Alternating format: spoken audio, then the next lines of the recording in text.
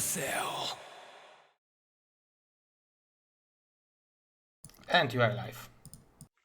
What is going on, people? We are back, BSL7.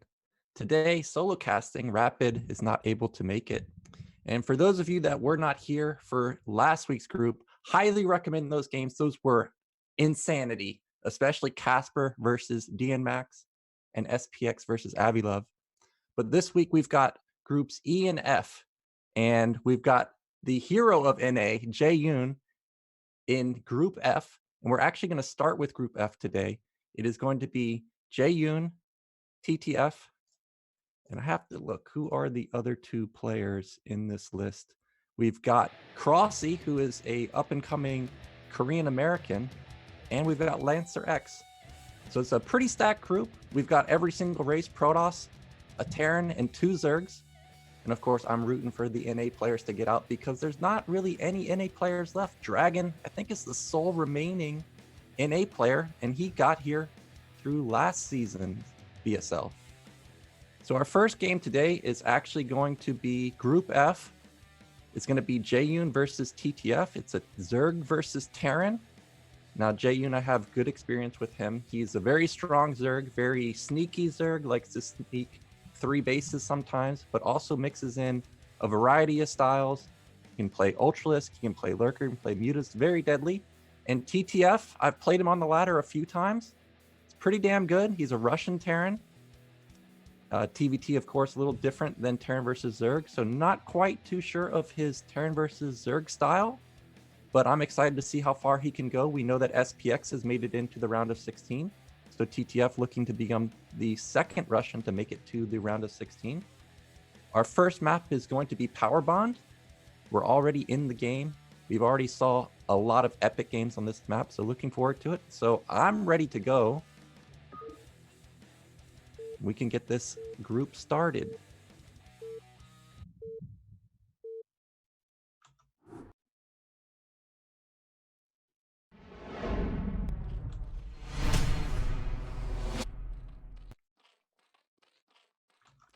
All right, in the top right, we have the North American Hope. It is Je-yoon.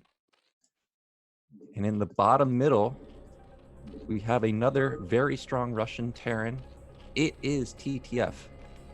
Now this map, I really like it. I talked about it last week. It's kind of a combination between Circuit Breakers and Rush Hour. Rush Hour was a old map, about 2005, and it was actually my favorite map. At the time, I was playing very seriously on West, and it was a Courage map, so I have a lot of experience on Rush Hour.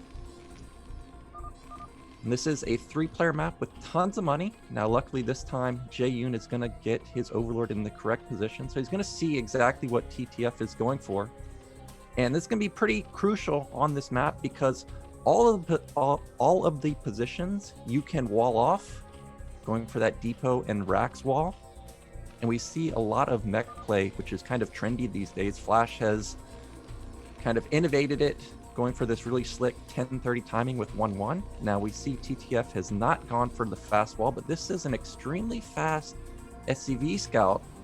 And because of this, he may be looking for this Overlord, or it may be a proxy racks, but really there's not a lot of buildable terrain in the center of the map, so I'm not too sure what this is going to be. It looks like it's just going to be a fast scout to top right, and it's going to actually find Je-yoon first. Now will this SCV get there in time to block the hatchery? It's just barely going to miss it, but still, he is going to find Je-yoon very quickly. I am a little surprised that he scouted so fast. Maybe he's gotten rushed on this map quite a lot, and he wants to have an instant reaction. Or he may just want a gas steal.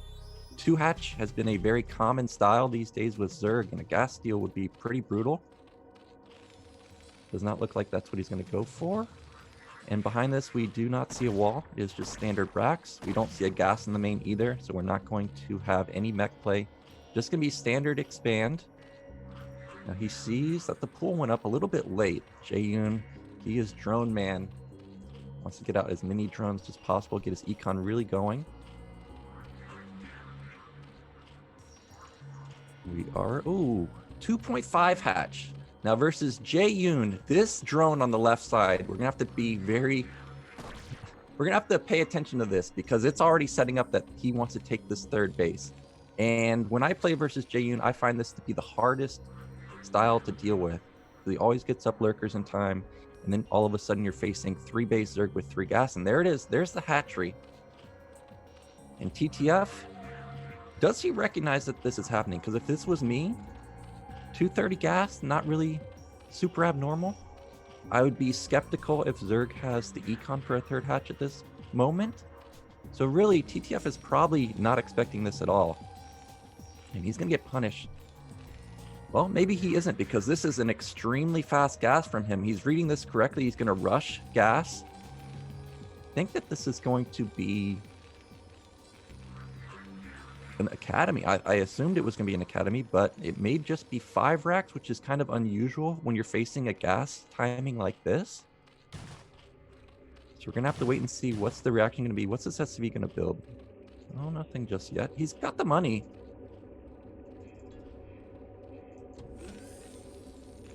Whoa, wait, what? We've got delayed mech, actually. I'm completely thrown off. This is something you almost never see. It's very...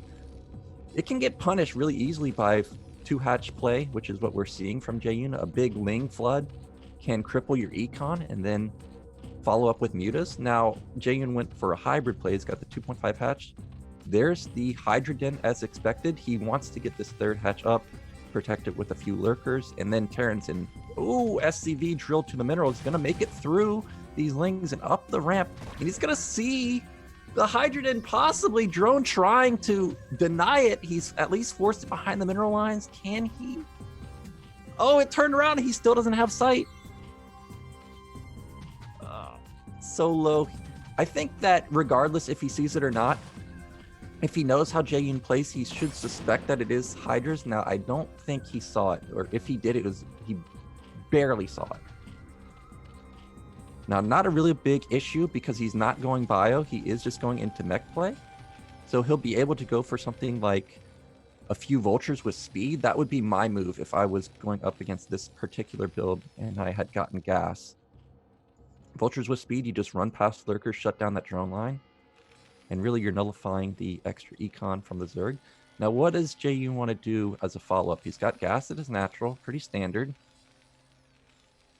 He may try and go into fast Queen's Nest. I don't think he sniffed out that TTF has gone for a delayed mech. It's really a style you almost never see, so he may not expect it at all. He doesn't have an Overlord into the main.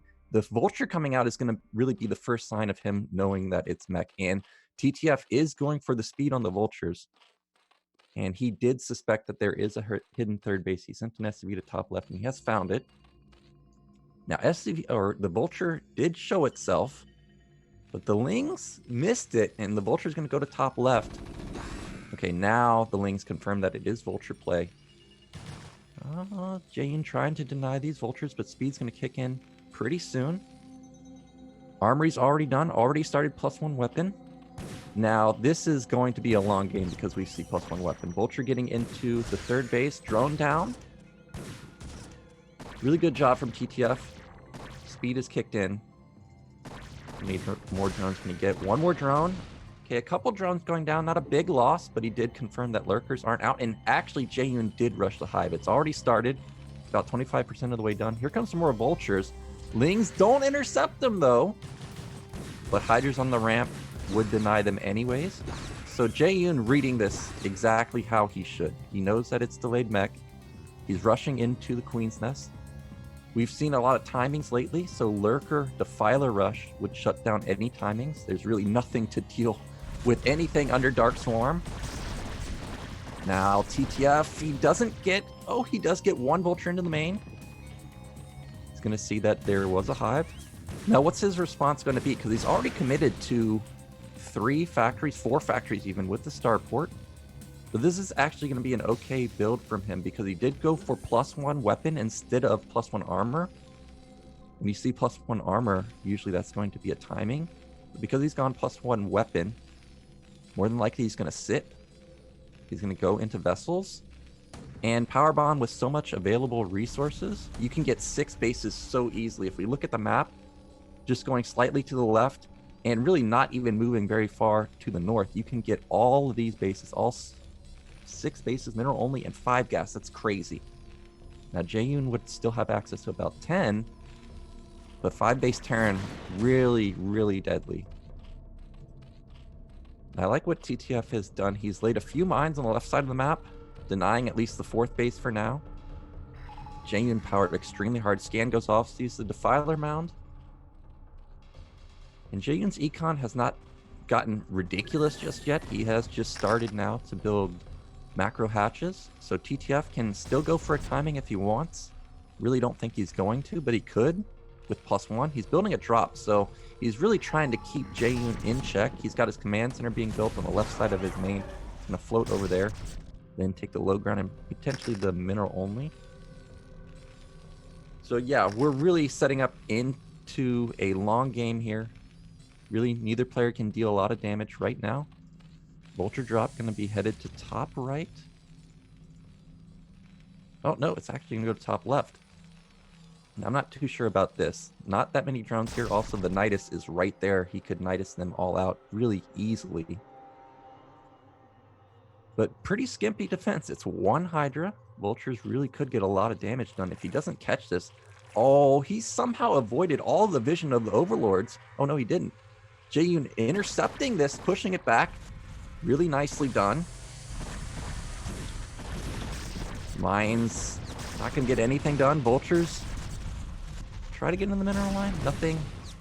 No, 1 drone. Not a lot of damage, but not a big deal. TTF knows that Je-yoon is a macro monster. Just wants to keep him in line. There's that 3rd command center is going to land. And this is going to be a pretty safe base. We got a decent amount of tanks set up or built already.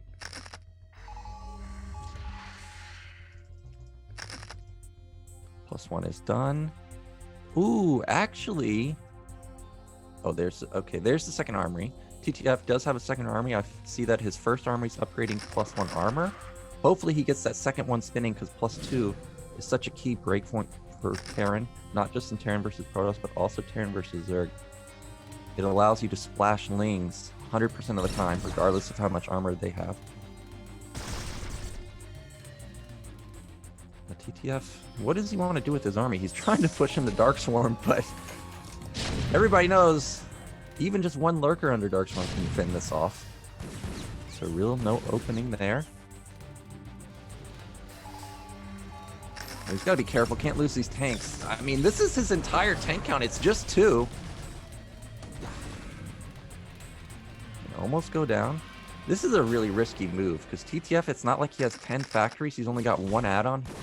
He's only got 5 factories in total.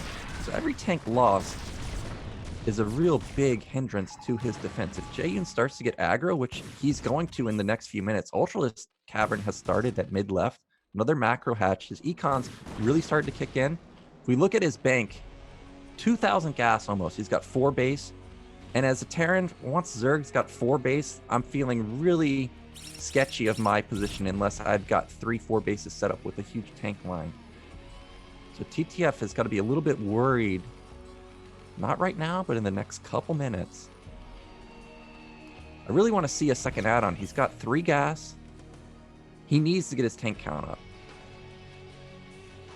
Meanwhile, Je-yoon looking to finally put on some pressure. Just a couple lurkers, but Lings and Defilers in combination. Oh, the mines! Lurkers just barely out in front. Can they get taken out before they get resituated under the Dark Swarm? They do manage to get taken out. And now, huge exposure to the 4th base. Drone's going to go down. Lurkers are really exposed too, but Lings trying to save the day on that ramp. Actually managed to push these vultures back. I thought that this was going to be devastating. 4th base going up for TTF. He's really doing a good job to defend his bases, lay mines everywhere, something that I really try and do, but very difficult to accomplish. And he's going to match the 4 base econ of Je-yoon. Now he has double add-on. He's got 6-7 factory going up, so TTF really in a good position. And Je-yoon's econ, sure, he's got a lot of gas, but the minerals are really lacking. He's got so many macro hatches at mid-left. He's got 2 macro hatches back at his main. We're on 9 base, but our econ, our mineral income is really not there. And this could all be because of TTF's constant harassment with these vultures. Just every single time he has any available vultures, shutting down a mineral line. Doing a fantastic job. This one's going to get shut down too. So annoying. And TTF slowly creeping up in supply. He's at a 130. 2 more minutes until he's going to be maxed out, and we're going to have +2 kicking in the next minute or so. He's really going to be hitting a really strong timing. And I've also noticed he's slowly been building up that vessel count. I don't know where the vessel is, but I know that he has been producing them constantly. This is not a good sign for Je-yoon. 4th base is set up for TTF. This is such a strong position. Vultures again. Everywhere I look, there's just vultures roaming all over the map.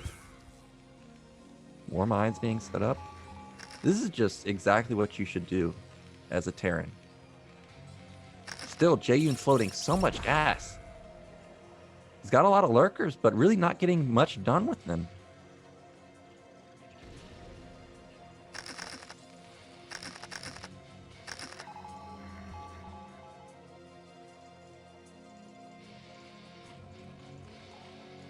Okay, oh, I see that Overlord's speed has kicked in now. This is something that is Je-yoon exclusive. He loves to harass with just a Ling Lurker Defiler drop, even if it's just one Overlord, just to shut down mineral lines. But TTF has kept Je-yoon in check that he may actually just move across the map and kill him before that even comes into play. Meanwhile, Je-yoon going to try and take this 5th base. Vultures actually don't find it for now.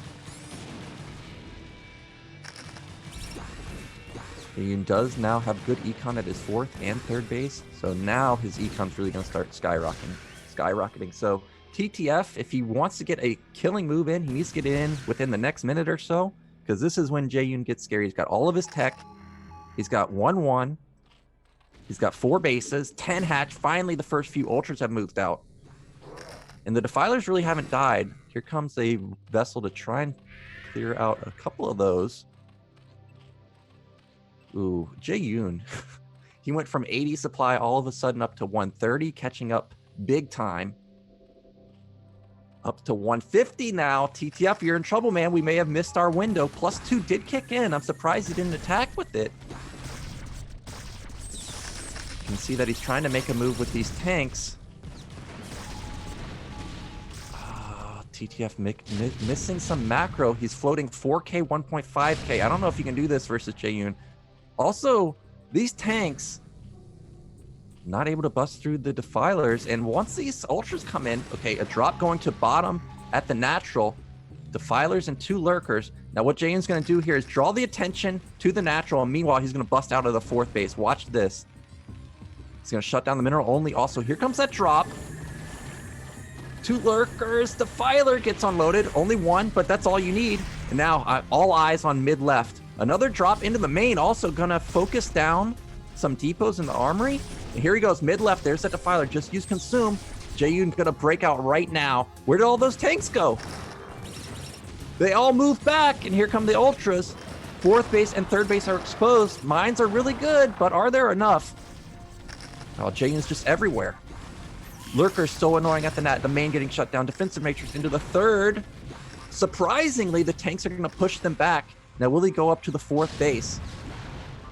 Damn, well, these ultras just getting shredded by the tanks. But does it matter? Zerg's econ hasn't gone unhindered. Here comes round 2. Defiler mixed in this time. Just need a Dark Swarm. Where's the Dark Swarm? Oh, he gets it right on top of those tanks. And all these tanks are going to fall. He's going to trade all of his ultras, but this is 4-base Zerg. He doesn't care. An eraser to the 4th base of Je-yoon, not killing that many drones, but so much action everywhere. The lurker drop at the natural still going on. Lurker drop in the main still going on. Another Dark Swarm there. 4th base is going to be denied. TTF does stabilize there, but his econ is in shambles. These 3 tanks in the main can't even deal with 2 single lurkers. Armory's going to go down even. It's +2 armor, not a huge deal. At least it's not +3 weapon, but another big ultra attack going to the 3rd base. Je-yoon wants to end this. Here he comes. I don't see any Dark Swarm, but it doesn't matter. There's only 4 tanks. More Lings streaming to the middle only. TTF's trying to expand all over the place, but he's too spread out. Je-yoon closing the supply gap, all the key units of TTF going down, all the tanks. I think he's done it. He's just too big at this point. Mineral only got shut down. 5th base, 6th base gone down. Still, oh, that lurker at the natural, 20 kills. GG. So TTF is gonna fall. He looked like he was in a good position though. But that's what happens when you play versus Je-yoon. Once his econ gets going, he's just everywhere, man. So TTF, maybe next time if he goes for that mech play, maybe you want to go for a timing, because clearly versus Je-yoon, when you let him get going, you are in big time trouble. But wow, those lurkers drops. I mean, you would think like it's just 2 units, man. Can't Terran deal with it? No, they're so hard to kill. Freaking Dark Swarm. Ugh, painful. So our next matchup, take a look at the player list. It is going to be Crossy versus Lancer X. So Crossy, maybe a year ago, people didn't know who this guy was. He's a Korean American. He's a very strong Zerg. He actually got 2,400 qualifying for this tournament, which is, I think he was top 4, which is crazy. So he's a really good Zerg. Just like Je-yoon, once he gets going, he's super deadly. If you're going to kill this guy, you got to kill him before defilers, maybe like slightly after, like 14, 15 minutes. But after that, you're in big time trouble. His macro's incredible. Lancer X, everybody knows Lancer X. Didn't he win a Russian LAN last year, taking out the wall? So a really strong Russian Protoss. But I don't know. I don't know who to favor here. I actually think I like Crossy. His Zerg is very strong. Lancer X, I always play him Protoss versus Terran, of course, so I'm not too sure of his Protoss versus Zerg. If we look at the stats, 50% Protoss versus Zerg, so he's got a good chance. Round of 16, BSL Season 4. So let's get into our next game. This time it is going to be on Gladiator, and this is a big-time Zerg map, so it's going to be a little bit troubling for Lancer X, but I am ready to go. Let's start this.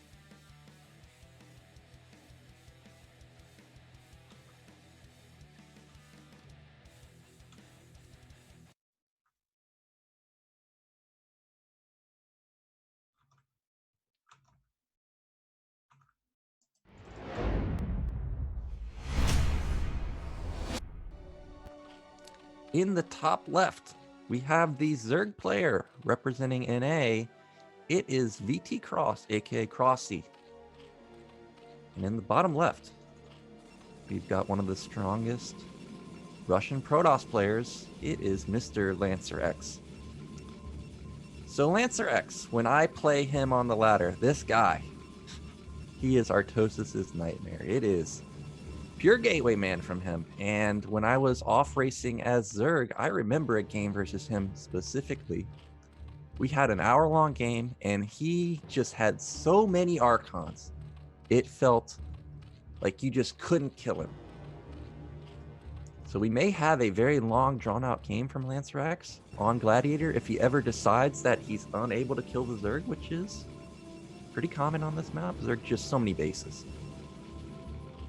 Now Lancer X, just like TTF, is going to get off the first scout, but here comes the follow-up probe. Is this going to be a gateway? I would really like the gateway. There it is. Already, Lance. Oh, is this going to be 2-gate? It's going to be 2-gate, 9-9 gate. And this is going to throw Crossy off big time, because when you're scouting this fast, you're thinking that this is going to be a Forge expand. You don't ever send your probe this quickly, but it is going to be a 2-gate. But luckily, Crossy, with a great scout, don't show the Overlord. Don't do it. Oh, he showed it. So he sees that it's going to be 2-gate, and now Lancer X knows that he sees it. I would have loved for him to not show it. Now, of course, when you're playing Zerg, you're not expecting to see a 2-gate. So he probably wasn't paying attention to that over, like, oh, I need to stop right here to make sure he doesn't see it. But now Lancer knows that he does see that it's a 2-gate. And a good denial onto that hatchery. Probe micro, really nice. It's going to be super annoying. And it's crucial that he gets this hatchery up. Okay, there we go. Gets it up. Gets it denied for maybe about 5 seconds. But every second's going to matter. Every second that there's no sunken colony is going to make these zealots even stronger. And because this is a 9-9 gate, not like a 10-12 that we saw Ariador go for last game, Lancer X is going to have a really strong push. Now, will he send a couple more probes? In the olden days, and by olden days, I mean like 1999, you would send 2 more probes with this. It does not look like we're going to see that. It is just going to be 1 probe, 2 zealots. But already a 3rd one coming out. 4th is going to be synced up pretty soon. And Crossy, this is dangerous. He is at least going to have high ground positioning if he wants to engage right on the gladiator ramp. But he's not going for that just yet. I'm a little bit surprised that he doesn't engage on this high ground. He's just going to let Lancer hit on even ground. Oh, he's setting up for a flank. Now, this could be pretty cute. He wants to catch that probe. The probe, you don't think it does a lot of damage, but in the end, it actually ends up dealing tons of damage. And 4 lings from the back, about 10 from the front. Ooh, he's going to get sandwiched. He catches 1 zealot in the front, takes out almost all the shields. Oh, almost gets the probe also. Really good control from both sides. This is 4 zealots versus 11 lings. Oh, they got cornered at the mineral line. But a good surround on that 1 zealot. That one goes down. Ooh, can Lancer get the positioning? I think he might still have the positional advantage. Oh, that zealot's going to go down, though. Another zealot extremely low. Crossy is going to hold this for now. And behind this, he's got his lair going up extremely fast. Meanwhile, Lancer really committed to this because this is not a 10-12 gate. Look, no tech in his main, no nexus. This is all or nothing for him. Now, the Overlord still doesn't see that there's no gas. And now Lancer's pulling 2 probes. I guess he's decided that, hey, I actually got to go in the game now. But this is too late. We needed those 2 probes earlier. But this is it for him. He's all in. Crossy saw the probe, so he instantly puts up a colony. And it all comes down to whether these 5 zealots can make magic happen. But I don't think so. Crossy's got too many lings. He sees exactly what's going on. He sees the main also. You see the main, no gas, no natural. You know you just have to build lings, and then 1 muta can go in the game. But here he comes. Colony is not done just yet, but it is going to finish now. Oh, this is not the engagement. A good surround with the lings. And this is going to be Lancer losing his entire army. In the main of Crossy, still no Spire. But he does have a lair. So whenever he feels comfortable to start teching, he's going to put down that Spire, and then really just any amount of units will in the game. And Crossy now, he knows how good of a position he's in. He started to build drones. Now what does Lancer want to do? He's going for a forge. So he is going to actually try and play this out, but he's in a really, really bad position. He's going to have to spam cannons at his main, spam cannons at his entrance, and Gladiator is not one of those maps where you can just build mass cannons everywhere. So these gateways are going to be a little bit exposed. Not too sure if mutas will be able to pick them off, but he's got to build cannons at the front, at the natural also. So even if Crossy doesn't end the game with these mutas, he's just going to have complete map control for the rest of the game. But that is a lot of zealots. It's 10 zealots. And if we look back at the main of Crossy, he's droning. Now, Lancer still has a good timing window. I'm so surprised that he actually does. But he's just never stopped building these zealots. Crossy saw the zealots, though. Yet he's still not building any colonies. This is dangerous. I think Lancer can still win. But Overlord sees everything, so he's going to know when the move out is happening. Yeah, Lancer is just going to continuously build these zealots and go for 1 more attack. I don't think this was cannons to transition. I think it was cannons to not die while he's attacking with the zealots. Oh, never mind. Take that back. He is transitioning. Nexus goes down, but here comes... No. He's debating me really hard. He's got so many zealots. I feel like you got to do something with them. Mutas are going to be coming out very soon.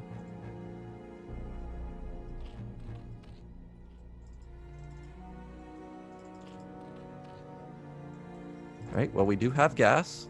So Lancer is going to try and transition, but look how exposed the natural is. We've only got 1 cannon there. Muta could shut down this mineral line completely.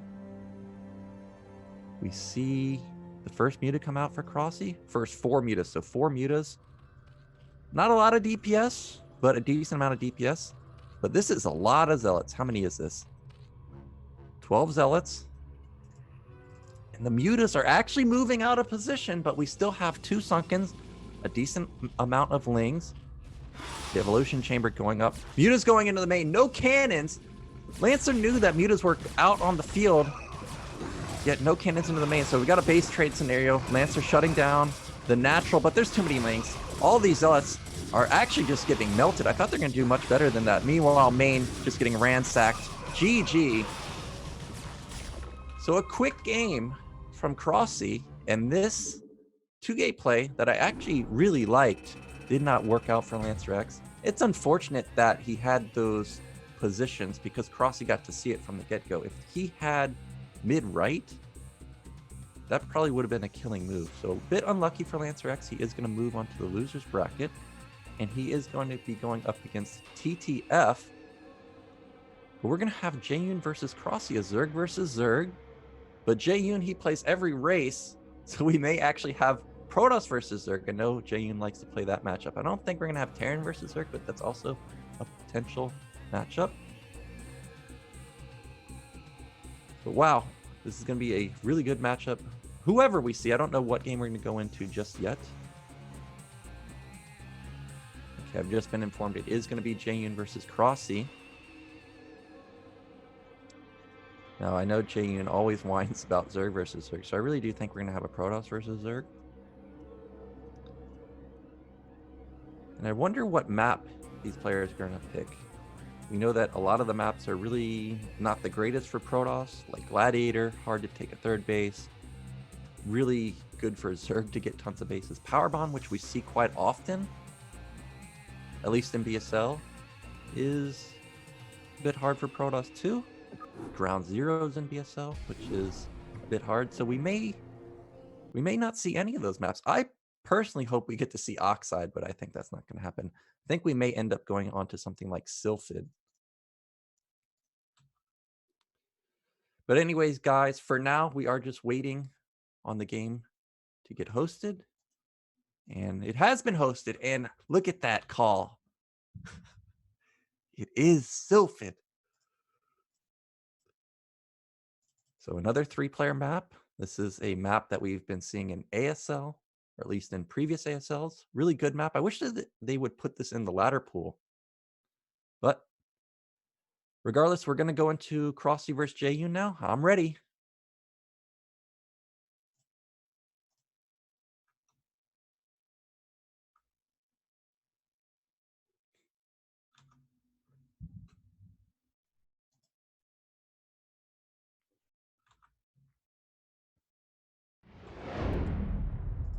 In the top middle, the Zerg player knowing the imbalance of Protoss. He is Je-yoon. And at bottom left, we've got the Zerg holding off a really clever play from Lancer X. It is Crossy. Now Sylphid, not a map that I really get to play. I'm just a ladder hero, but I really do like this map. Now Sylphid has that small pathway into the natural. But in my experience versus Crossy, he's really not super aggro, so I don't think he's going to try and exploit a move like that. But that is a potential dangerous vulnerability for Je-yoon. Now, will Je-yoon go for the gateway, or will he go for the forge? The fact that this probe is just sitting at the natural most likely means that we're going to see another gateway follow-up. Now, unlike Lancer X, Je-yoon, I don't think I've ever seen him 2-gate. If this is going to be a gateway, this is definitely going to be a 1-gate TT1 style where we're just rallying that Zealot Imba unit across the map, trying to get into position where we can have good trades, kill as many Lings as possible, force out as many Lings as possible. And if we can snipe any drones, that's a win for us. That's exactly what we're seeing. Gateway expand. This time, Je-yoon not going to find him first, but Crossy is going to find him first, and he's going to be a little bit relieved that this is not a 2-gate, because Crossy's going for 12 hatch. And 2-gate would probably just be a game-ending move versus this particular opener. But at least Crossy gets to see that it is a gateway expand. He's not going to build any additional drones. He is just going to go straight into the spawning pool. And behind this, I'm really just looking for how many zealots are we going to build. I think Je-yoon likes 2 or 3, then start building that nexus. I don't think we're going to see 5 or so, which we do see sometimes. While drone trying to block this nexus, but Je-yoon doesn't even have the resources for it just yet. Now back in the Zerg main, what is Crossy's follow-up? Are we going to see delayed gas? There's no 230 gas, and Je-yoon saw that. Now, being a Zerg player, he's going to know exactly how to react to this from Crossy. Now, cute drone movement, trying to delay the Zealot as much as possible. It maybe bought about 1 or 2 seconds of time. Meanwhile, Crossy is not going for the 235 gas. He is just going to take a third base. Now, where does he want to take it? Ooh, that drone almost gets picked off. Another drone trying to buy time. This is really cute play from Crossy, but I don't think that it really did enough. Also, the drones are extremely low now, and they're still out on the center of the map, and he's already got a low drone count.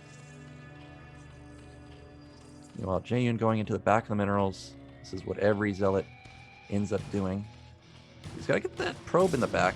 Ooh, probe! So exposed! Can't lose that probe. It goes down, and that's going to be all of Je-yoon's scouting intel, and now Je-yoon sees the gas. Zealot's just trying to run around buy times, see if he can see anything. He's definitely not going to kill anything. Meanwhile, he does have his Nexus going up. Forge is done. So we're going into a standard game. Crossy's got his third base. Now, Crossy is definitely a guy that pays attention to current trends. And we see that 973 is a very common build from Zerg these days. We're going to have to see if he's going to go into that. But because of what I know about Crossy, we're probably going to see that. Or at least something very similar. So I'm paying very close to the drone count. Hydrogen, I imagine, should be coming down very soon. He's got a lot of minerals. So I wonder what he wants to do with this. Is he going to go into lair? Okay, he does go into lair. Meanwhile, Je-yoon's got his cybernetics about halfway done. He's scouting around for that third base from Crossy. He knows that it's somewhere. He's going to find it at the high ground base. Now, Sylphid, we have to remember that the high ground base, not only does it have 6 mineral patches, it's only got 1,000 minerals each. This base will get mined out pretty quickly. Even as a Zerg player, it will get mined out pretty quickly. This is kind of what happened to me versus Curiosity. Was like, oh, I'm on 3 base, we're fine. And then I was mined out. I was like, I don't have any more money. So the longer the game goes, Crossy's gonna have to pay attention to that. Meanwhile, Je-yoon going into the Stargate, gonna have a fast Citadel follow-up. And this is probably gonna be 1 DT. We're seeing that more often these days. DT giving you map control for a little commitment.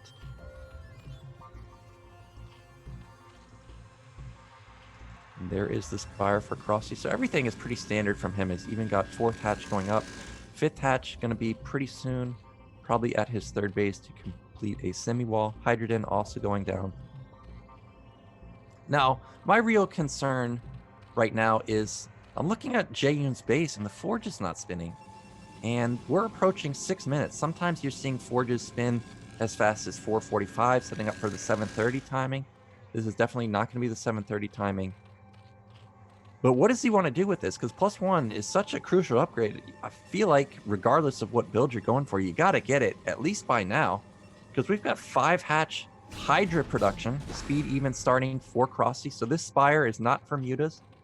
It is just going to be for Scourge in defending these Sares.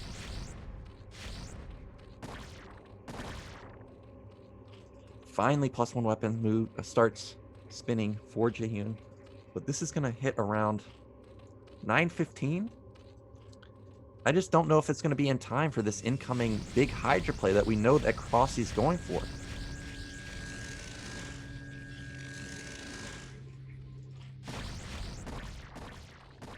Crossy has started to produce a lot of Hydras. It's 6 Hydras out already.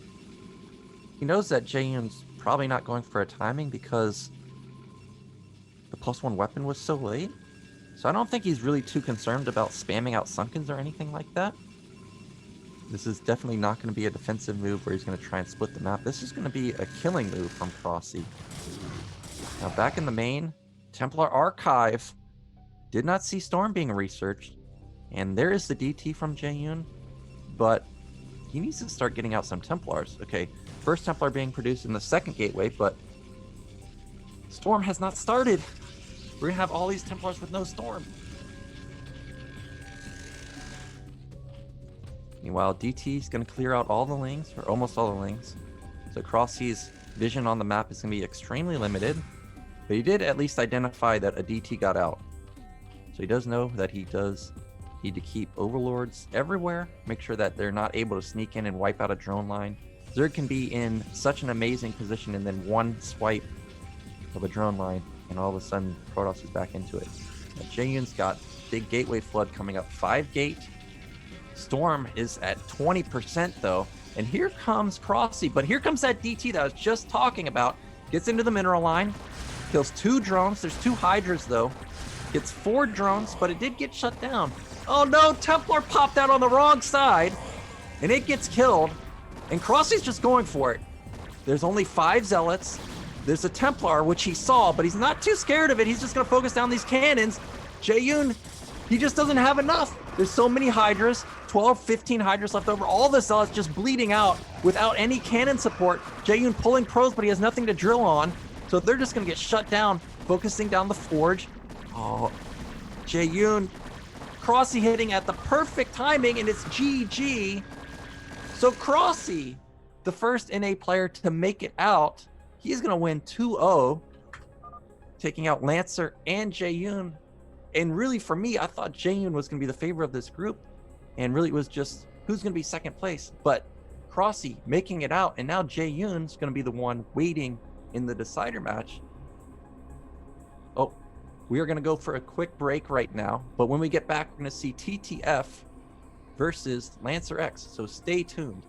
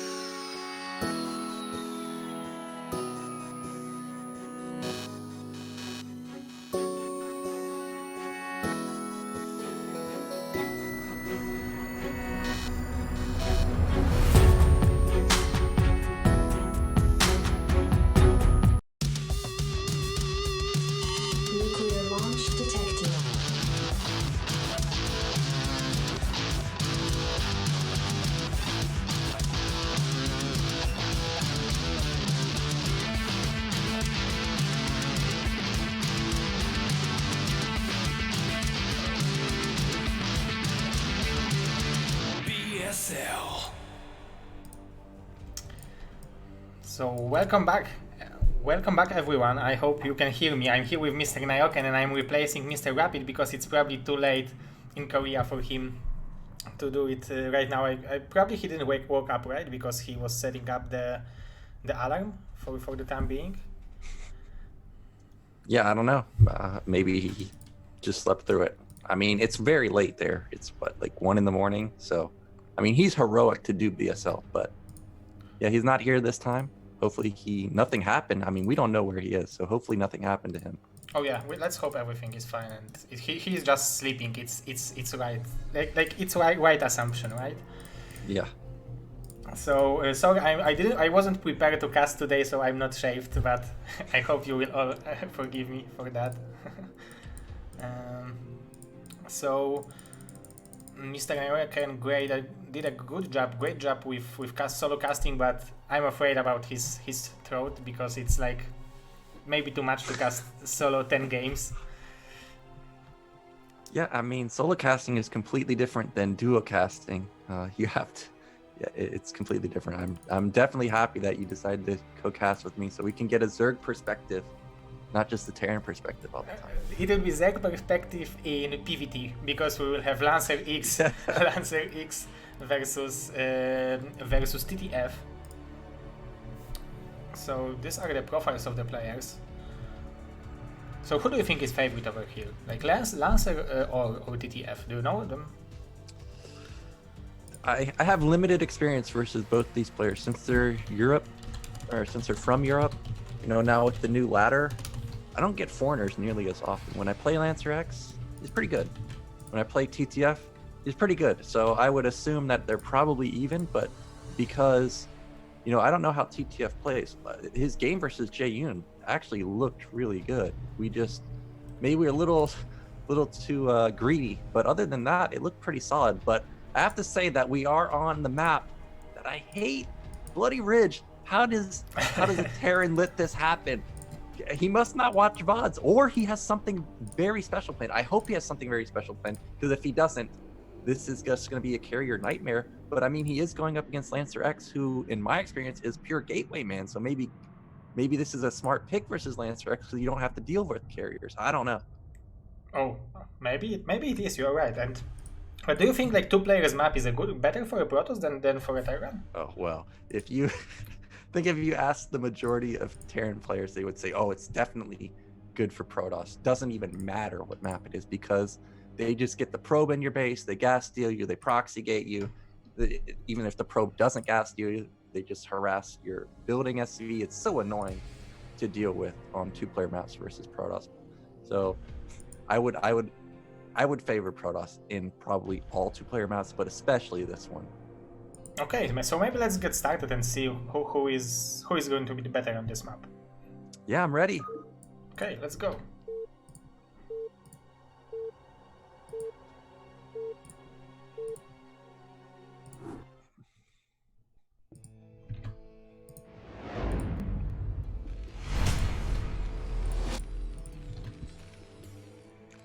All right, in the top right, we have the Terran player. It is TTF. And in the bottom left position, we have a Russian Protoss player. It is Lancer X. Yeah, and this is something that I forgot, that they're both Russian. That means that they probably play each other on the ladder quite often, or they might be friends and they, play private games quite often. So, like I was saying, this is such a weird map choice that this could be just because both players know each other's style.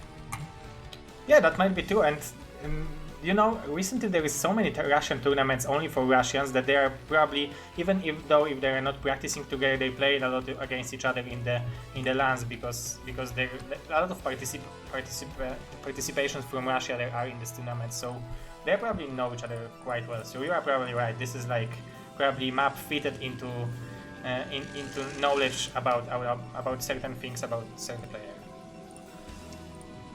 So does TTF have an AKA? Like Gornich had an AKA that I recognized. Before that, I was like, who's Gornich? then I saw his other ID and I knew exactly who he was. But so does TTF have a different ID that I would potentially recognize, or has he just always been TTF? I don't know his other nicknames. I think he has always been TTF. If someone from Russia knows who he might be, you can let us know, but I don't know different nicknames of his. Okay, well, we've got standard play from TTF going for 12 gas, and you can see that he's already worried about proxies. He's scouting his natural, scouting the third base.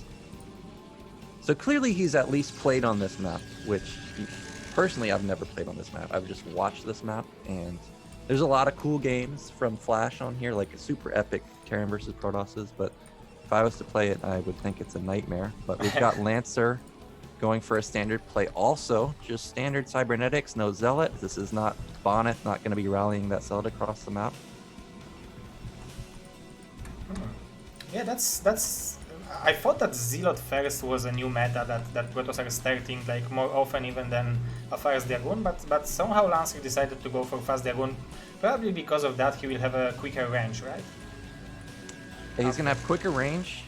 He could hide tech. Now the SCV saw the hidden pylon, or the pylon in front of the natural, so it's not going to be any hidden tech this time. But if he hadn't seen the pylon, he would have to be a little bit worried that is this guy hiding tech somewhere, which can really put Terran on edge. And we've been seeing a lot more zealot play. Well, maybe not in the past like month or 2 months, but in the past 6 months we saw it a lot because Terrans were going for that 3 Marine expand quite often. And the reason for the 3 Marines was to stop the Dragoon, but if you can hide a Zealot and then still get the Dragoon at the same time, all of a sudden 3 Marines don't stop a Zealot. Oh yeah, that's right. So we see Terrans nowadays usually going for 2 Marines and for a bunker, and that looks like what TTF is going to go for. And all that does is just allow him to skip siege if he wants. He can go into faster command center. Is just to have those extra 50 minerals and don't have to go into the Marine. Now the SCV did get in, saw that the Dragoon came out, but he didn't really see anything else. And did that probe get taken down? Because I don't see it anywhere. I guess it went back to the base, but he's in the dark now. Oh, SCV, can it get away? I think he's buying time for the bunker to finish, so that was like probably a good move from him. I don't know actually, but he will be pretty safe. It looks like a normal game for me. Lancer is also going for fast expansion, so we will have a normal PvD, I think. Yeah, the SCV, even though it went down, did buy time for the bunker. Like you said, if you can ever not build a bunker, that's amazing. And also, not having to build the bunker so fast has allowed TTF to get a faster tank out. Now, even though I said you don't have to go siege with this faster bunker, he is going to get it. I guess he's gotten busted on this map too many times. If we look at the entrance, it's actually pretty wide. So I don't blame him for going for fast siege mode here.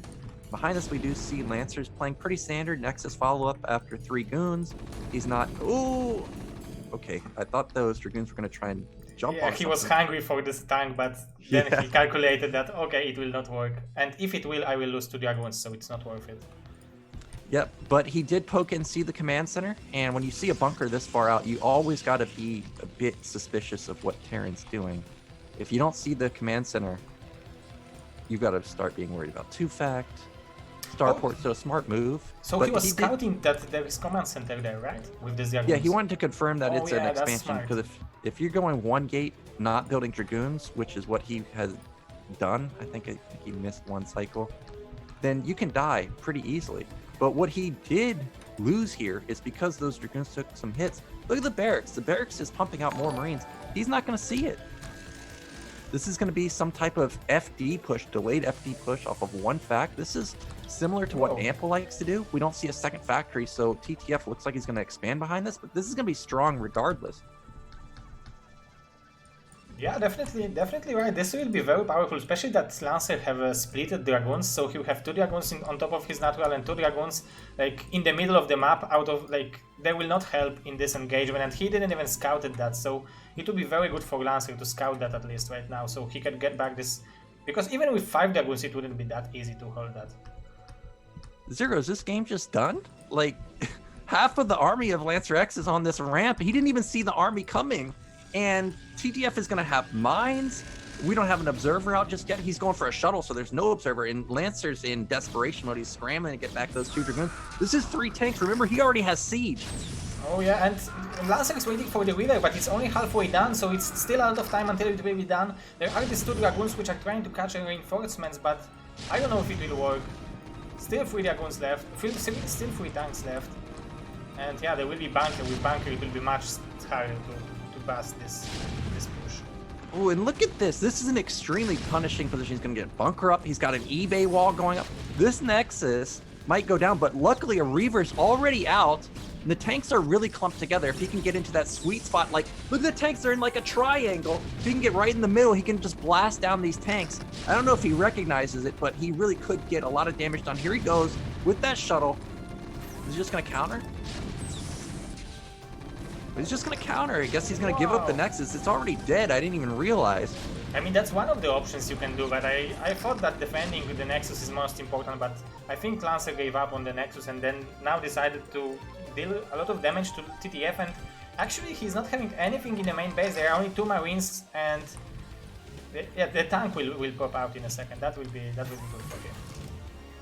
Yeah, and TTF, he's in a good position right now, but he's in a little bit of trouble because he has no units. He's been rallying them all across the map. Reaver got a few kills. He still doesn't recognize no SCV pull. This mineral line is going to get wiped out, but he still has 3 factories, but he needs to get more tanks, and because he's only got 1 add-on, slowly building 1 tank at a time. Oh, there is a speed speed already shuttle. for the Reaver. Yeah, oh. Boom. No. Well, Lancer X did lose his natural, but he's coming back. But that gets all the Marines. But the shuttle's pretty low. Reaver hasn't really taken much damage, but at least he has an armory, so he can get a Goliath out pretty soon. Good Reaver shot right there. There will be Goliath in a second. What? Oh, there's so many CVs in the natural. Oh, he transferred some of them, but still, there might be some juices. Oh, another good just Scarab shot. Yeah, but this has definitely got Lancer back into the game.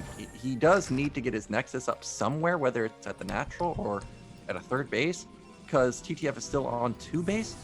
But he did eliminate tons of SCVs. If we take a quick count of the SCVs, it looks like TTF is down to... Whoa, he's just pulling all his... What? He's pulling the boys! Oh my god, he's going all in into that. What is going on in this game?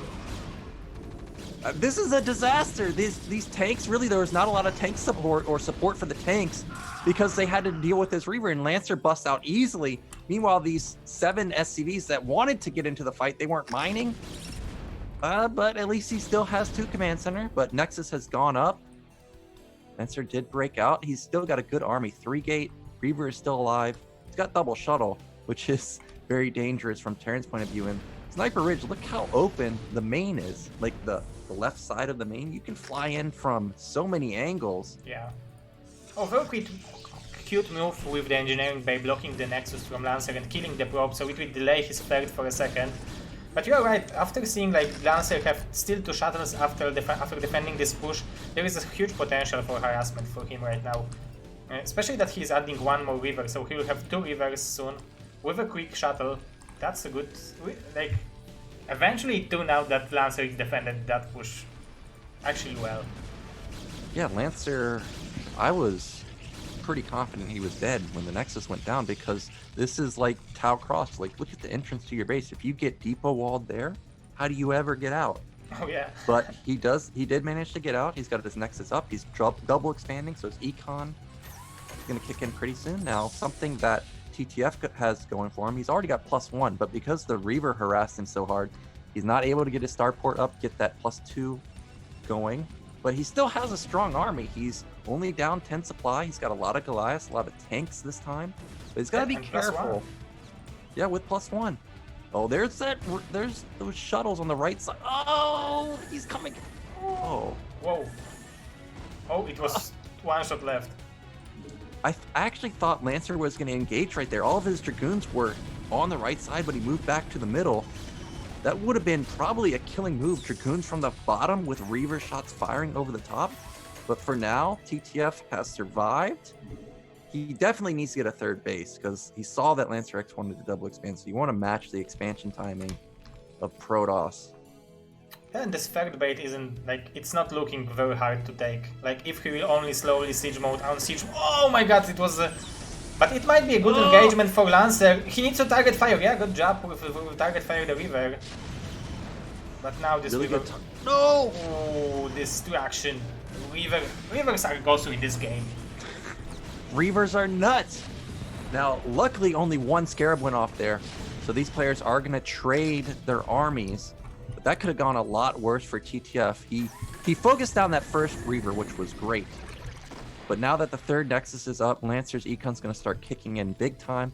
Taking a look into his main. I don't see any other tech, do you? No Citadel, no Stargate, no nothing. At least TTF is still not out of it just yet. At least he's not dealing with, you know, Mass Gateway Man or carriers at this point.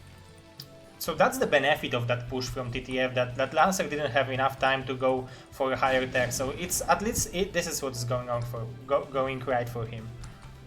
Yeah, exactly. Vulture trying to get in here, not gonna find any kills. But he did at least see the probe go up there, so he knows that. Ooh, Vulture gets in. Can he see anything? No, it's taken out. Luckily. Meanwhile, TTF building his third command center. He started his starport, so we are going to just transition into a standard game. Now, I don't know what TTF's best option is. In Terran versus Zerg on this map, you can just sit. Like, I've actually watched a game of Flash. He never attacked, just went back and just sat. But on this map versus Protoss, a little different. If you just sit and let them build up carriers, it'd be pretty hard to defend that. But I still don't see any Stargates, so Lancer's just going to go with his style. He loves gateways. Another shuttle comes out. I guess he wants to bulldog him again. Oh, it's a new style. Like, if you already have a speed shuttles, why wouldn't you use it on top of the tanks? Especially that there are only 3 tanks from TTF. He lost like 7 in this early push, and now his tank count is very, very low. So, like, securing this third base and going to 150 supply should be his goal right now, I think. Yeah, and I like what Lancer's doing. He's got the Observer over the mines. He sees the tank count, and what does he do? He expands, because he knows when Terran has 3 tanks, they can't attack you. You can give Terran a third base, you're fine, as long as you keep Terran in check afterwards. Oh, he's just gonna go for it. Speed shuttle, Zealot bomb. But will it work? There's no mines though. Why didn't he drop? Oh, now he cleared all the vultures, so now the Zealots will be much more cost efficient, but like, it looks like this is too much of Lancer. He's just destroying him. Will Terran hold it? Like, the bunker is very powerful and there is no splash damage unit, but... Oh, the mass repair for the victory, no. So, I believe Lancer passed him, right? Yeah, Oh, he's gonna jump on that tank, but he's probably gonna lose a lot. These Dragoons are very softened up. The bunker's holding strong. 3 or 4 Dragoons go down there. SCVs body blocking right there. Another Dragoon almost goes down, but he reset the tank count. And he also saw a dropship come in. And dropships, oh, is he gonna go again? He did kill the tank, so he's gonna try one more time, but repair pretty good.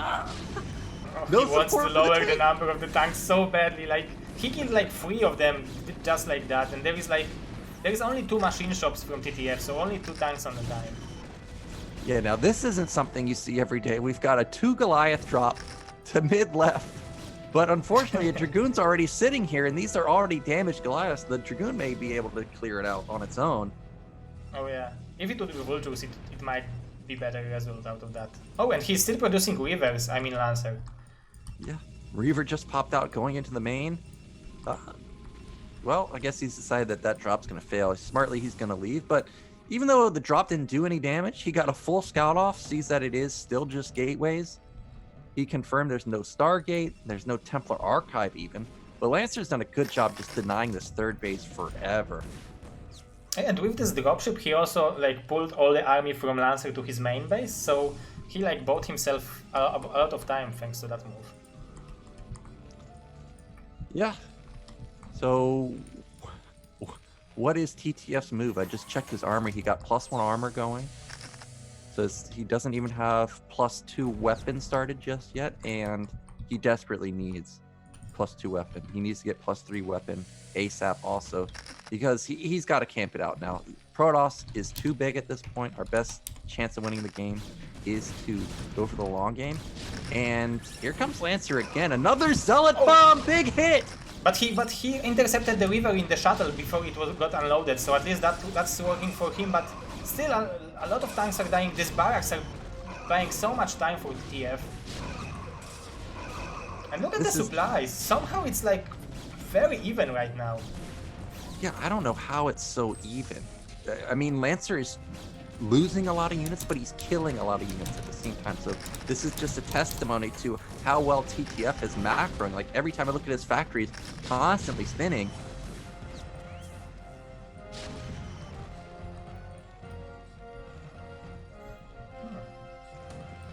Now, this is something... Oh, okay, TTF just fixed it. But at the natural, he had 2 SCVs on gas for a long time. But he now just fixed it. He's put 4 on there. I was a little worried that he would forget about it because he's... Not that he's gas starved, but we were starting to get a little bit low on gas there. But TTF has secured his 3rd base now. So he's got that going for him. But he is mined out in his main. He needs to get a 4th base. But Bloody Ridge is a really hard map to get a 4th base. Look how far he's got to go to get bottom right. If he tries to get top middle, you've got to travel so far to defend it. So really, Terran is pretty strong on 3 base here, but after that is when it starts getting a little scary. Yeah, you have to have like a very good position. So when you play in this map, you need to like consider that option that it will be hard for you to take a 4th base. So like from TTF perspective for future, I wouldn't lose so many tanks at the beginning because now he would have like 14 tanks and it would be much easier for him to move out in the open area, because now like moving out in the open area means that you will be crushed. Yeah, he's just going to lay a ton of mines like he did versus Je-yoon. That's exactly what he needs to do. And he's going to try and slowly take the 4th base, I think. He just doesn't have the factory count to go for... Well, he might actually go for a big bust because +2 is kicking in pretty soon. I see he's got EMP started.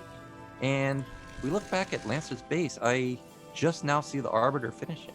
So if he's able to get off an EMP on like a big Zealot ball, EMP can deal hundreds of points of damage in an instant. And all of a sudden, this really scary looking Protoss army just vaporizes. And if he can have one really good, strong attack, he can bust bottom middle. He may even try and just bust through the main. That's probably what I would go for because there's really not a lot of buildable terrain anywhere else. It's not like you're playing Fighting Spirit where you're building 10 gateways at another main. So I'd probably just go for the kill move.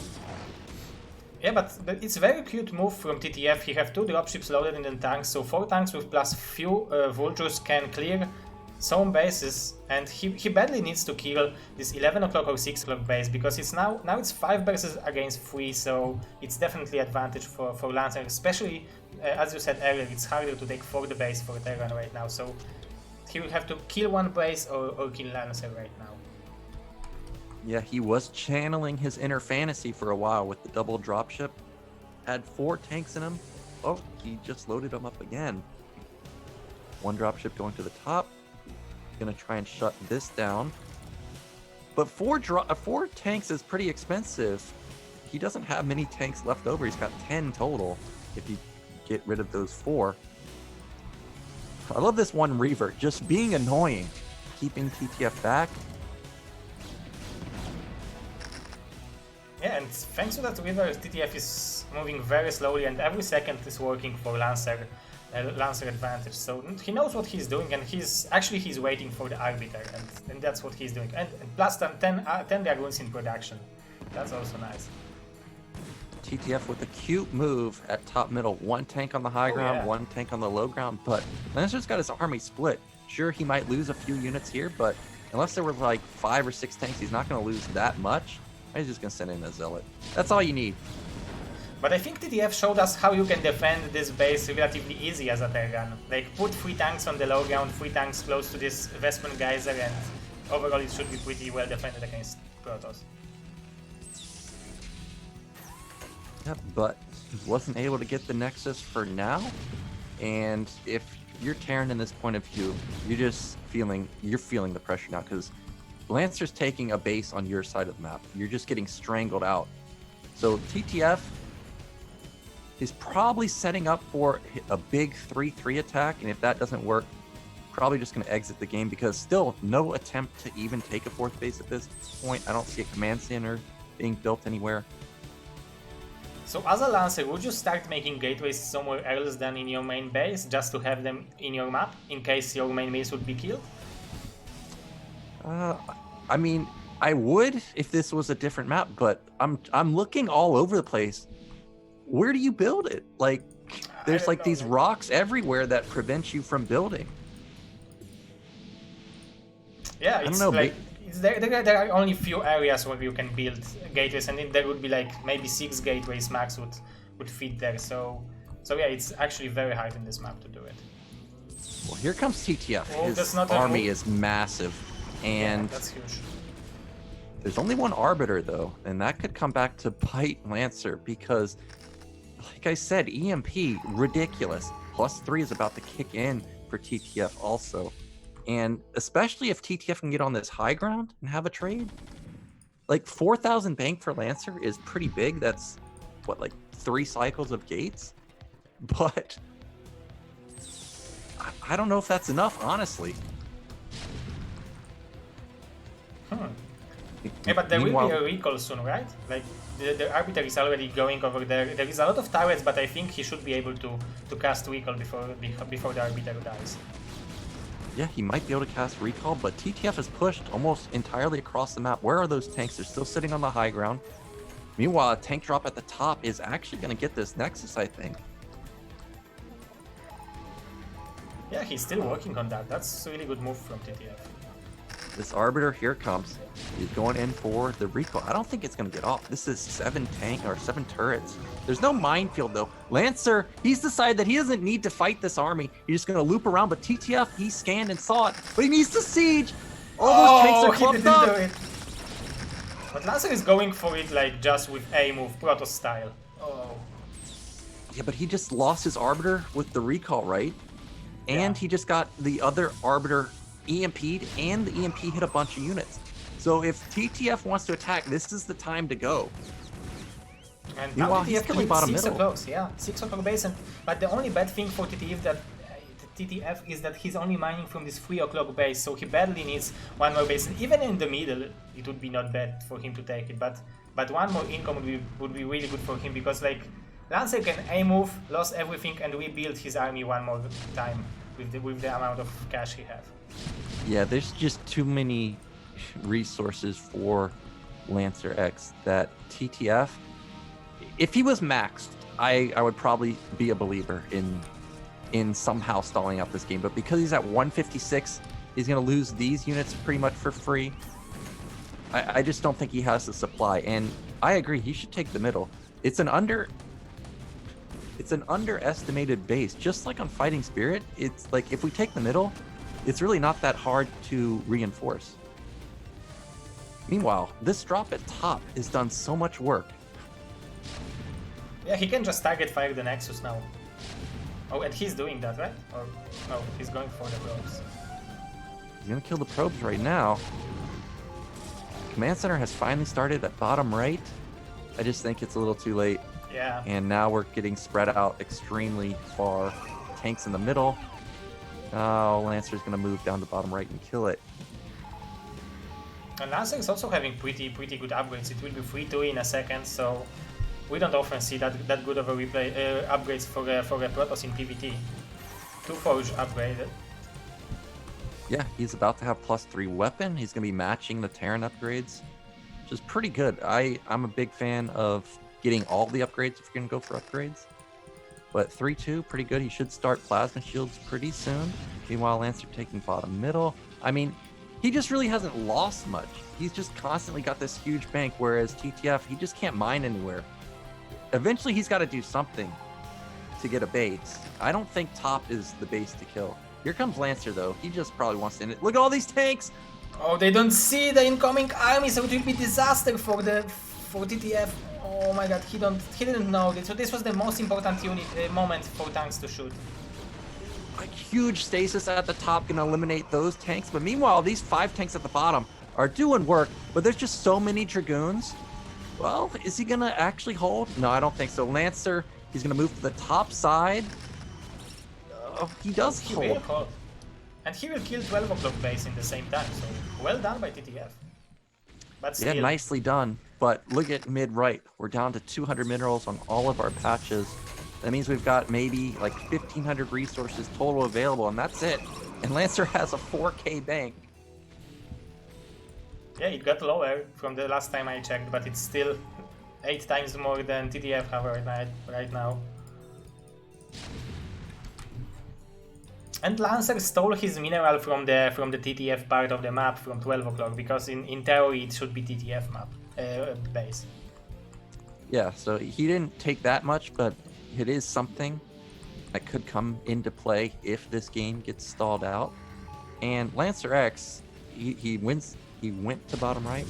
There's no command center there, so he should know that he's got the game. If I was him, I would just spam out Arbiters, and I look back into his main. That's exactly what he's doing. He's got 3 more Arbiters coming. All you need to do is just have as favorable trades as possible. No, you can't move these tanks down here. They're going to get caught. Yeah, every lost tank is disaster right now for TTF, because he can't reproduce them. Yeah, these tanks actually cannot be replaced. He's just so broke in the next minute or so. You can see that he's trying to get bottom right. He's got all of his units positioned there. He's got a command center waiting to take a base. Lancer, he knows that that's the focus, and he's sending his entire army over there. He even got energy on his Arbiters. They've already got 80 energy. He just needs to wait about 30 seconds, and he'll be able to stasis the entire Terran ball. Oh, this is my favorite unit, when the base is empty and when the STVs are moving around. Let's see how many STVs TTF have. Like, it's not too many, but it's definitely enough to saturate one base. Here we go. This is going to be probably the game-ending move. We've got 2 stasis available. EMP is perfect. Oh, nice EMP. Really good job. Yeah. But still, it's like too big of a Protoss power over here. Yeah, there's just too much. And Lancer has identified that, hey, you've got no units in your main. So he's just going to attack there. He doesn't even need to fight this Terran army on the right side. And this is going to be TTF being eliminated by Lancer X. Oh yeah, this is the loser's match. So loser of that match will be eliminated from the BSL Proleague, but he will still gain some BSL points just for advancing over there. So that's good. Yeah, and TTF looked good. If he gets into BSL next season, he's definitely a strong Terran. I was really liking his play versus Je-yoon. I loved the tank attack that we saw at the beginning of the game, but the Reaper just did so much damage. Yeah. The reaction wasn't on point, actually. He didn't pull STVs on time, and then Lancer showed us some good micro, so... Yeah, overall it was a good game from TTF. I like what he showed to us. Yep. So we are just waiting for the GG. TTF's playing to the end. He's got another tank drop at bottom middle. I mean, he's... Like, Lancer X is about to mine out too. He's going to be mined on the top left, but there it is. GG. GG. Really nice. Yeah, exactly.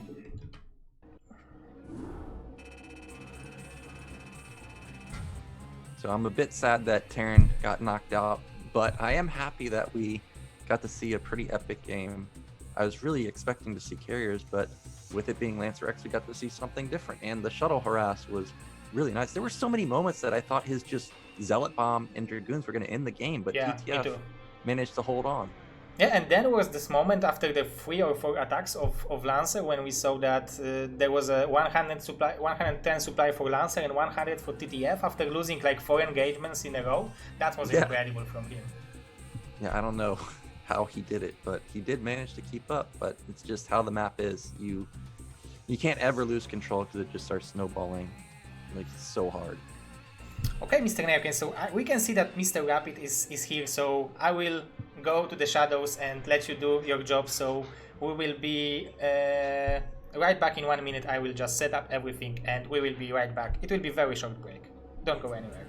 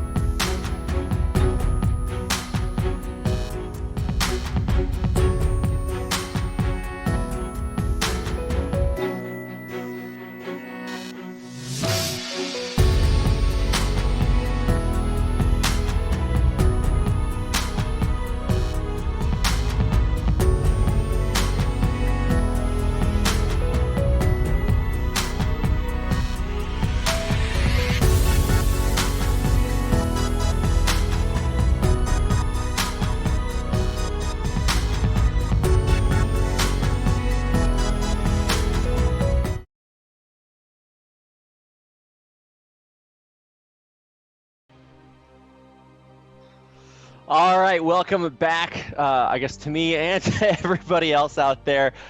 Big thanks to Zero and Nyoken for holding down the fort. We put Zero back in his box behind the scenes so that he can make everything look good and beautiful and everything. And now I'm back to watch what is kind of the aftermath. I feel like I missed the not the good game, but like certainly one of them. I was so worried that TTF was going to come back in there. But unfortunately, there's no justice in this world, and the Terran player loses again. I'm so sad. Yeah, no justice, just Protoss punishment. He's getting knocked out. But we do have 2 NA players, or Crossy already made out. We still have 1 NA player left. We still have 1 Russian hope left, Lancer X. We've got Je-yoon versus Lancer X. This is going to be the last game of Group F. Who's going to make it out, Rapid? It's hard to root against Lancer X. He was the highest placing foreigner at the 20th anniversary tournament. But Je-yoon, like, this guy is like just so good. And it doesn't list his Corsair Cup placement, but he got some fat stacks from that tournament too. Man, I just never root against Je-yoon. He's an actuary, so of course he's incredibly smart. I only say that because I took actuarial science in college too. But I just love Je-yoon's like play style in general. He's he's hatchery man. And I love watching that play style. And against Lancer X, I mean, I guess it's possible, but man, Lancer's playing so well after that last game. I don't know. I'm just gonna go off of their seeding number based on MMR and say that, well, there's, what is that, 20 or no, it's 19 MMR in Je-yoon's favor. Clearly the favorite. Clearly a huge favorite here, number 14 versus 21. I agree. I like Je-yoon's style. Obviously, I'm rooting for him because he's NA. But at the same time, I'm kind of rooting for Lancer X also, because when I see these Zerg players think they can survive off of 1 lurker for 10 minutes, I'm like, come on. Like, you got to get punished sometimes. So I'm kind of rooting for Lancer X also. So we're on Sylphid again. I'm ready for this. We got another Zerg versus Protoss. We already saw Crossy bust Je-yoon. Maybe Je-yoon's going to follow suit and bust Lancer. Crossy's a god. I'm going to have to go back and check that out in more depth. Our first map is Sylphid, and I guess we just get right into this. I'm excited for there to be more NA hopes, because I think last season it came down to, I think, what was it? Tai 2, I think, was the last surviving NA player. Oh, I guess there was Dragon too, but the real NA, I'm just gonna say. Anyway, the real NA. Let's get into it. The map is Sylphid, and we are starting off in the 12 o'clock location with our Russian Protoss player. I didn't account for the intro, so that's my bad. But this is Lancer X. Yeah, and in the bottom right, I think he would be the only other NA player to make it out. If he makes it out, it is Je-yoon. Now this time, Je-yoon picking Zerg. He's a race picker, man. I don't know what to think about race pickers, but he's got a favorable matchup. Zerg versus Protoss. I mean, Zerg is just hot right now versus Protoss players. It so is. And there was a while where I think it was definitely the other way around. Maybe, I don't know, a year ago, I want to say. I don't know. But for right now, you're right. I think this is a great opportunity for Je-yoon, not only because he is a great Zerg player. I want to say he like mained Zerg before he started doing that race swapping stuff, right? Yeah, I mean, he's always main Zerg. He just likes Protoss versus Zerg. I don't know what he doesn't like about Zerg versus Zerg. I think he just doesn't like the coin flip aspect. I mean, like you go 9 pool and they go over pool or something like that. I don't know all the ins and outs of Zerg versus Zerg, but I think he feels like it's probably coin flippy, whereas if you play Protoss versus Zerg or Terran versus Zerg, you don't really have that aspect. And here we go, Je-yoon 12. Oh, not a 12 hatch, it's a 10 hatch. Yeah, okay. So the only other 10 hatch I remember seeing was Hirmu, which tried a very aggressive like Ling Flood. I think I want to say a few seasons. That might have been STPL, I guess. But yeah, you don't see this definitely, well, certainly not as commonly as 12 hatch here. But here's the pool coming down. Unfortunately, this probe is going to get in and see the timing on everything. Yeah, but he is going to see that it's hatch first, and he gets away with Nexus first, not even Forge before, or not even Forged Nexus. So a really good opener from Lancer. I was a bit worried that he wasn't going to be able to do this because he scouted Je-yoon second. And I think this is actually just a response to what Lancer showed versus Crossy.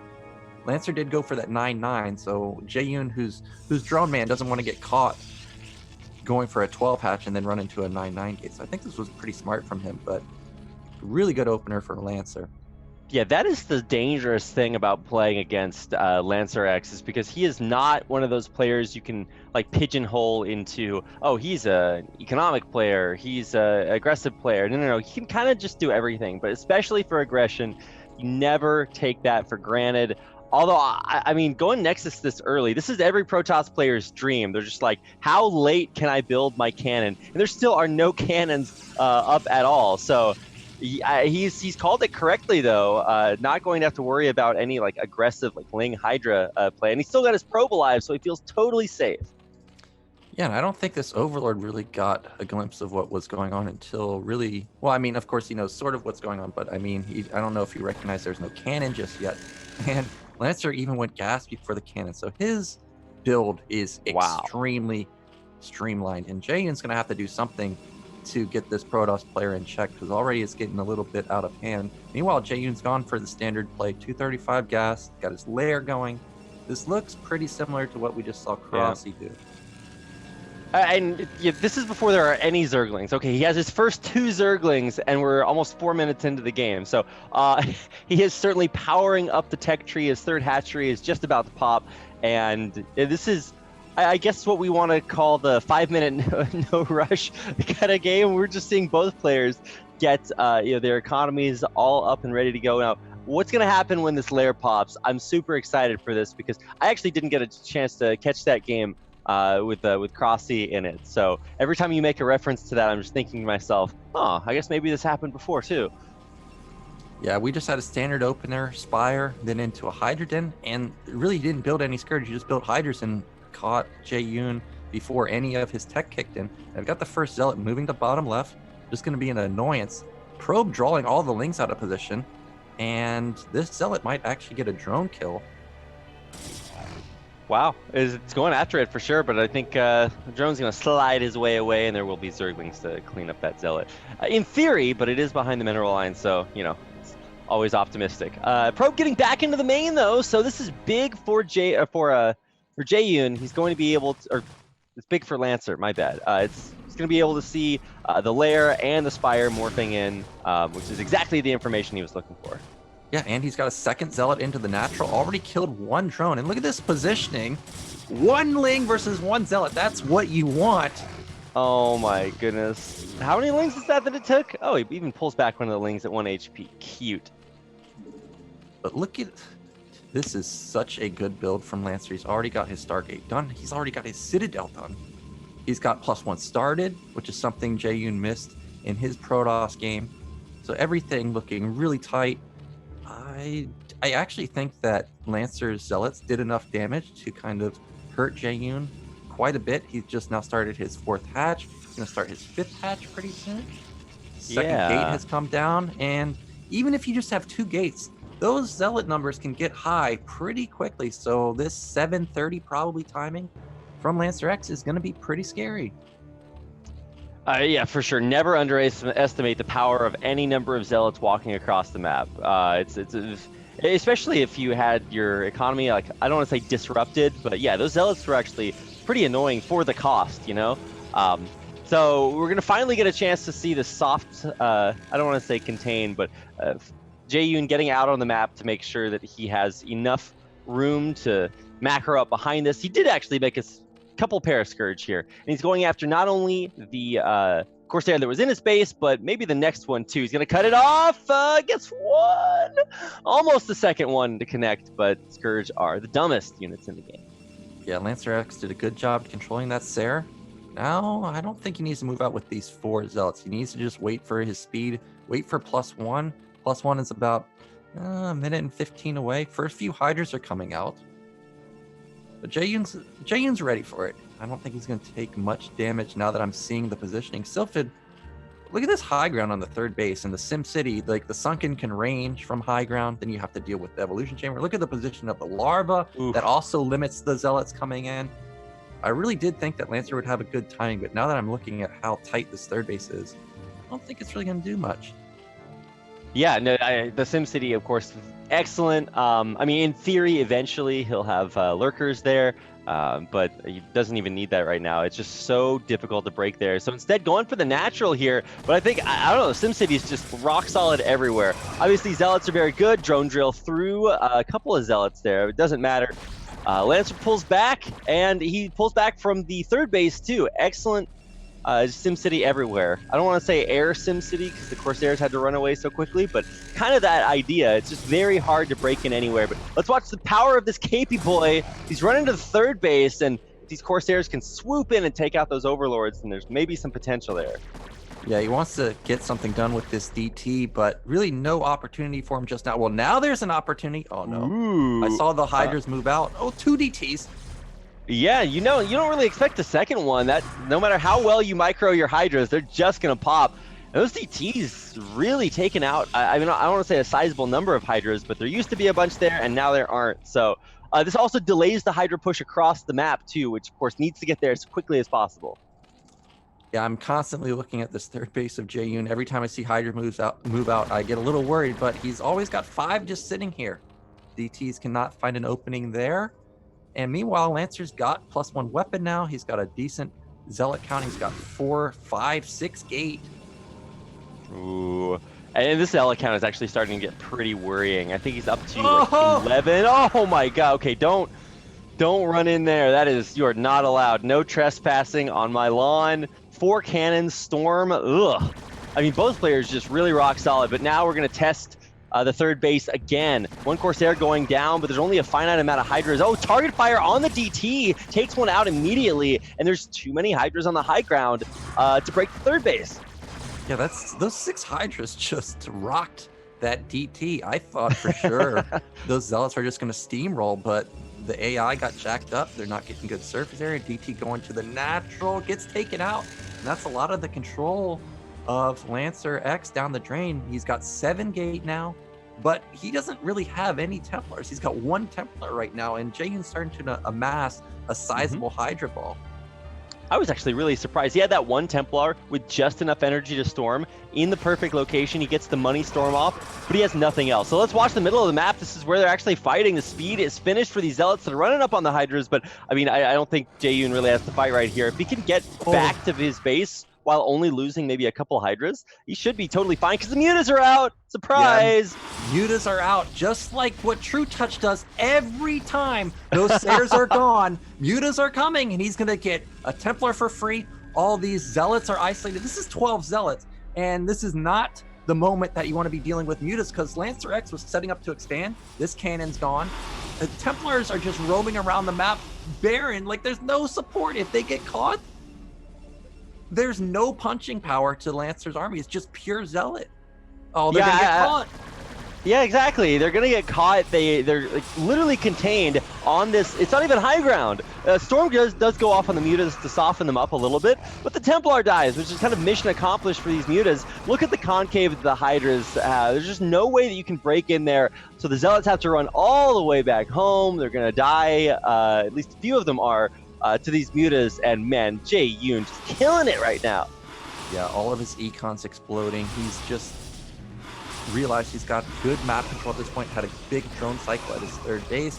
So, oh, another Templar goes down. This Sayer's even gonna get picked off. Oh, almost gets picked off. Oh, he does get picked off by the splash. And wow, Je-yoon is just gonna end it right now. More of the Templars going down. Yeah, he kills another one. Oh, I need to, okay, he has, Je-yoon is a man of mercy. He lets one of the Templar live, but he's not letting much else live. He does lose a few Hydras, but that's all the Zealots gone. I mean, not all of them, but they're pretty much useless. There's 4 cannons behind here, so maybe that can allow Lancer X to hold on again. But good luck getting to third base, my dude. Yeah, like, what do you do? Oh, I just looked. I was wondering, where are the lurkers? Je-yoon just now starting lurkers. If he had lurkers right now, you just set up like 5, 6 lurker contain. Protoss is never getting out. I mean, I don't think it matters at this point because we've got +1 Hydras, so many of them. And now Lancer's so desperate, he's even thinking about taking the mineral-only base. What happened to the mutas? Did he actually lose all of the mutas? think that they all went down, but if they did, or if they didn't, I was just going to say the back of Lancer's base is completely wide open. There's zero way he gets back to defend anything there if you like run the mutas in at that point. He does have, I think, like maybe 1 or 2 left, so a little bit anticlimactic there, but there's just no way that, I mean, Lancer's going to try to take this third base, I guess, because he has to, but this is very dangerous. Yep, meanwhile, Hive has just started for Je-yoon. He's got a macro hatch going up. A little surprised he hasn't taken a 4th base or even the high ground base near him. But he's at least kept Lancer back. Well, as I say that, oh, never mind. I forgot this is Protoss versus Zerg. I'm like, wow, Lancer's supply is pretty high, but it's even versus Zerg, and you never want that. But at least he does have a good Templar count now. He's got +2 weapon on his Zealots, so that's pretty good. Yeah. Once these lurkers come out, it's going to be a whole different story because I don't see an observer anywhere. Wait, yeah, he actually just has no observer. He's playing this game almost completely blind. He's got Corsairs for a little bit of vision, but not that kind of vision. So he is, in theory, pretty dead when lurkers pop. I mean, he does have Storm, but you don't want to be using your Storm to kill the lurkers. You want to be using your Storm to kill, like, the giant Hydra balls on the map. Yeah, and Lancer X's main is about to mine out, so he's got to get this. Oh, he just picked off a Templar with the Hydras. Before it could Storm too. Gosh, these moves by Je-yoon. I'm sorry for doubting my boy, but also, I mean, you know, Lancer X had a really good game in the last one against TTF, but I mean, this is a whole different story here. He's going to get in there, try to pick off more High Templar, or at least bait out Storms. Only loses a couple of Hydras for that one. I do respect Lancer moving out on the map and establishing this third base, but I think now Je-yoon just has a giant bullseye on it. Yeah, he's also got all of his Hive tech up. Adrenaline's about to kick in about maybe like 50 seconds or so. We've got +1 armor coming in for Je-yoon. That's going to kick in, and there's no armor upgrades for any of the Protoss units. He's just gone straight into weapon upgrades. Once these Lings come out with adrenaline, they're just going to start massacring everything, and now we finally see Je-yoon getting all of his units together. For a while, he's just been harassing with about 20 Hydras or so. Oh, Ling's out on the right side. Maybe they're going to run in and try to pick off some of these Templar. They're kind of vulnerable on the outside. He's going in. He might snipe one of them, gets one, and he's going to try to get the second one in the back, and he gets it.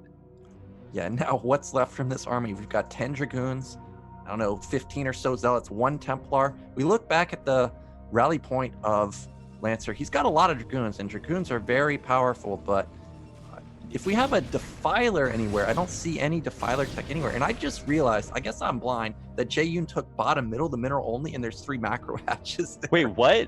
He's got 10 hatch. Where do you put, why? I've never seen 3 hatcheries at 6 o'clock. That's okay.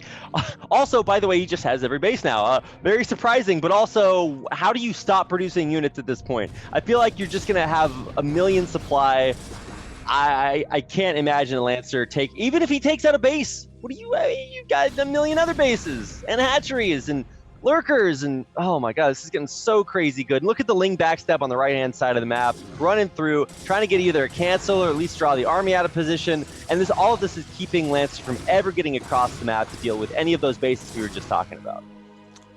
Yep, exactly. And now in patented Je-yoon style, he's got drops being upgraded. He's got his Defiler Mound going. I don't even know if it's going to last that long because this is a super huge army. Lurkers getting up into position, cutting off all these Dragoons.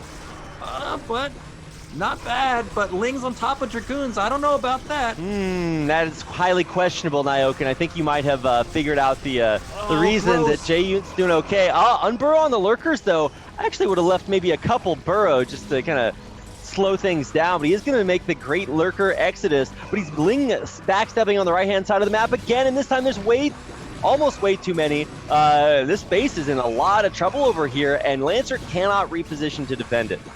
Yeah, all the econ kicks in, and you can see the Je-yoon multitask kicking, and he's got 370 APM right now, attacking the mineral only, attacking top middle. He's got lurkers everywhere. He's got Lings everywhere.